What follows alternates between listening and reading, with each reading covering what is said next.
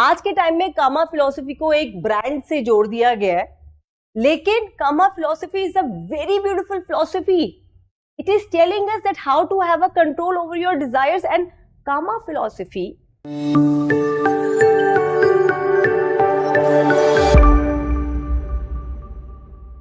the marriage family kinship is highly significant topic in UPSC. अभी last year 2023 में UPSC ने GS1 में ये क्वेश्चन पूछा था that marriage as a sacrament losing its value in modern India. ये 2023 में GS1 में इस टॉपिक पे से क्वेश्चन आया था. एंथ्रोपोलॉजी और सोशियोलॉजी में तो ये एक बहुत इंपॉर्टेंट सब टॉपिक है, तो क्वेश्चन आता ही है. सोशियोलॉजी में पूछा गया था that how kinship is losing something, that how kinship system is changing in India. Family के ऊपर लिव इन रिलेशनशिप पे बहुत क्वेश्चन आता है. एंथ्रोपोलॉजी पे बहुत क्वेश्चन आते हैं कि फैमिली में फैमिली कैसे चेंज हो रही है, फेमिनिस्ट पर्सपेक्टिव का क्या इन्फ्लुएंस है रहा, live in relationship as I said. इन सारे टॉपिक को समझना जरूरी है.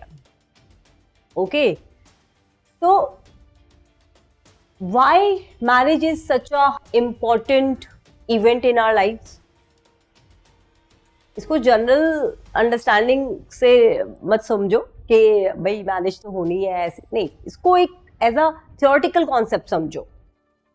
And you do have to understand कि यूपीएससी ने GS1 में ये क्वेश्चन भी क्यों पूछा था.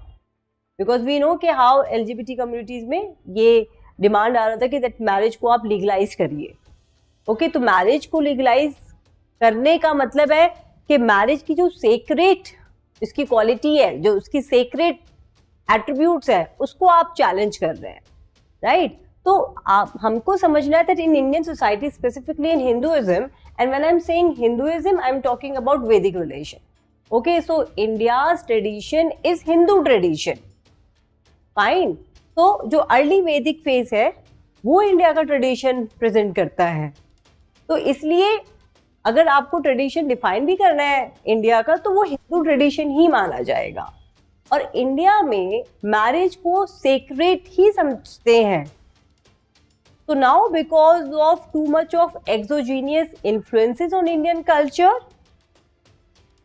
definitely marriage is losing its sacred values.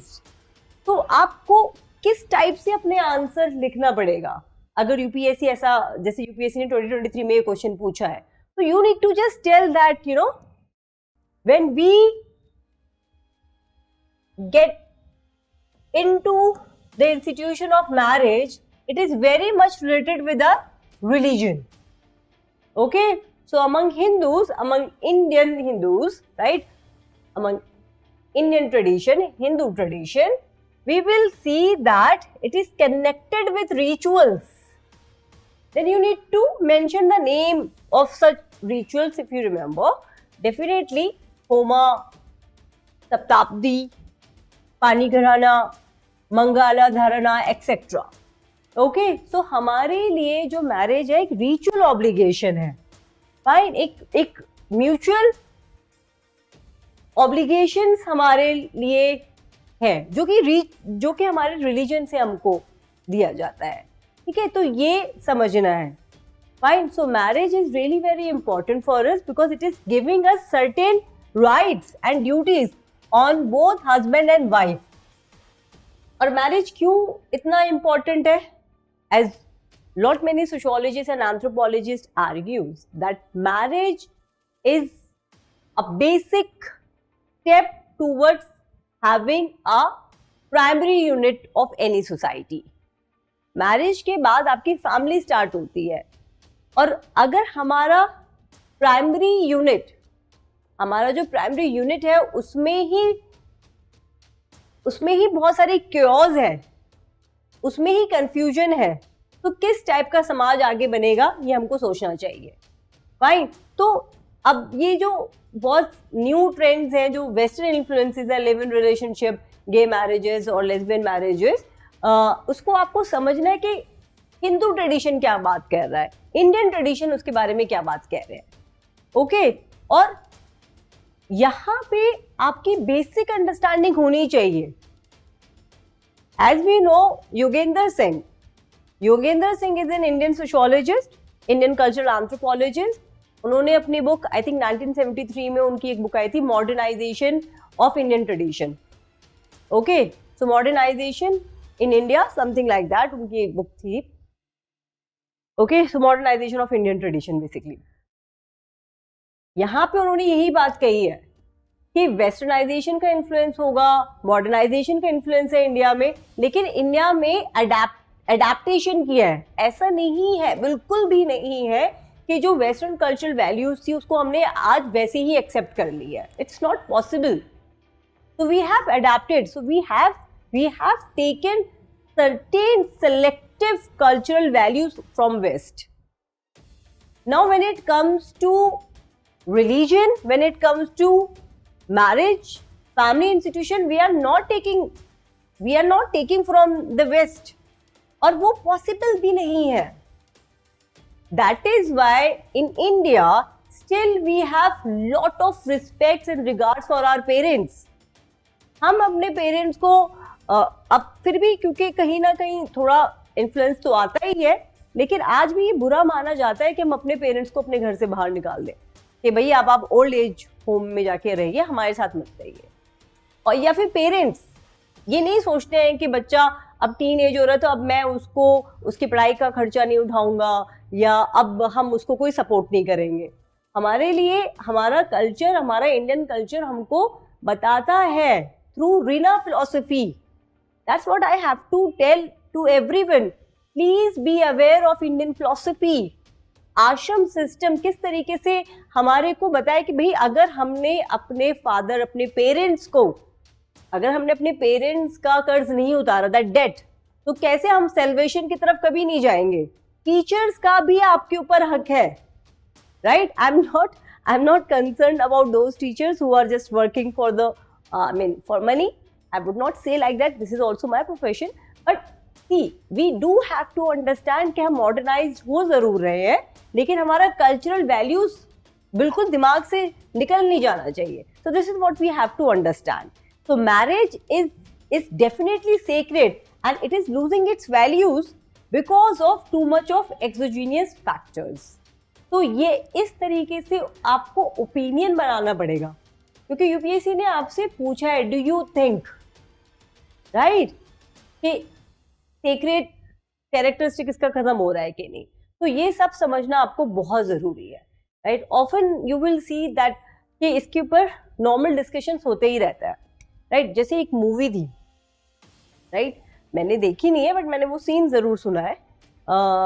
ठीक है, मूवी में आमिर खान पूछ रहे हैं कि भाई जब मैरिज होती है तो क्यों इतना हम शोर शराबा करते हैं, क्यों हम ढोल वोल पीटते हैं, क्यों हम दुनिया को बताते हैं. तो we do have to see that sex may be in west is all about having fulfillment of your biological needs, but in Indian culture, sex is the fundamental step towards having family. इसलिए हम जब कामा philosophy पढ़ते हैं, आज के time में कामा philosophy को एक ब्रांड से जोड़ दिया गया है, लेकिन kama philosophy is a very beautiful philosophy. It is telling us that how to have a control over your desires. And kama philosophy जो डिजायर्स के ऊपर बात कर रही है, उसको आपको आइसोलेशन में नहीं पढ़ना है. You need to read it with the duty of kama. आपका जो कर्मा है, आपके जो अर्थशास्त्र है, राइट, ये सारी फिलॉसफी को समझते हुए आपको कामा फिलॉसफी समझनी है, right. So this is what we have to understand. तो जैसे कि मैं आपको अभी बता रही थी कि in that movie it was being asked by Aamir Khan कि क्यों हम डिंडोरा पीटते हैं, क्यों हम बताते हैं. Because marriage become legalized when we tell to the society. तो हमको सोसाइटी को बताना होता है, राइट, कि now we are getting married, now we are going to lay the foundation of beautiful society. हम फैमिली को बनाने जा रहे हैं. तो ऐसा क्यों है? तो उसका आंसर कामा फिलॉसफी में है, right? So, for instance, we know that marriage, आपको अपना आंसर कैसे फॉर्मुलेट करना है. तो marriage is the powerful instrument of regulating the sex life of men. We know कि sexual impulse ज्यादा होता है इंसानों में, right? अब अगर हम जैसे वेस्ट में दिखाया जा रहा है, ओके, कोई सभ्यता नहीं रह गई है टूवर्ड्स हैविंग सेक्स, और वो इंडिया में भी आ रहे हैं, लेकिन वो मूवीज लाइक एनिमल्स वो हिट हो रही है, तो आप समझो कि हमारा समाज जा कहाँ रहा है. तो we do have to understand, may be for west sex is something like it's like a biological act, it's an act जैसे कि जानवरों में होता है. हमारे यहाँ नहीं है, हमको बहुत कंट्रोल है, हमको पता है that we are having lot much of influences on अस.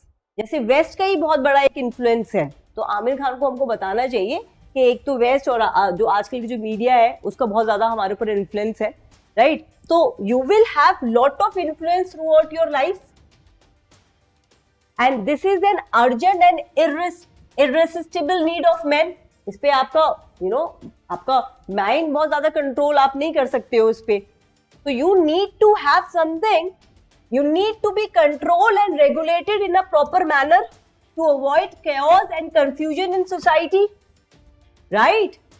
अगर आपके multiple partners हैं and you do not know that, in fact आज के टाइम में तो आपको अपना sexual interest नहीं पता, that आप straight है या bisexual है, homosexual है, lesbian है, कुछ नहीं पता. लेकिन हमारे धर्मों में, चाहे आप दुनिया की कोई भी धर्म लिया है, एंड इनफैक्ट इंडियन फिलोसफी की तो बात मैं कह ही सकती हूँ, वहां पे बहुत क्लियर है, हमारे को कोई कंफ्यूजन नहीं है, right?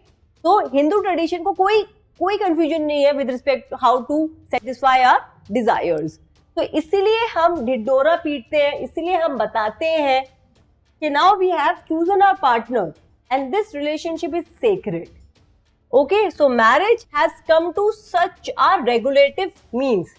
Hence, marriage is often called the license for sex life. So, marriage regulates sex relations also. It prohibits sex relations between the closest relatives, that is incest taboo, between father and daughter, mother and son, and so on. This is what we call incest taboo. Okay, so this is something really very important when we talk about marriage, family, kinship. तो ये सारे discussions होते रहने चाहिए ताकि आपका एक critical outlook बने to a very common sensical topics, जो कि बहुत कॉमन से लगते हैं लेकिन वो इतने कॉमन होते ही नहीं है. जब आप उसको आंसर लिखने जाते हो तो वो इतना कॉमन होता नहीं है. ओके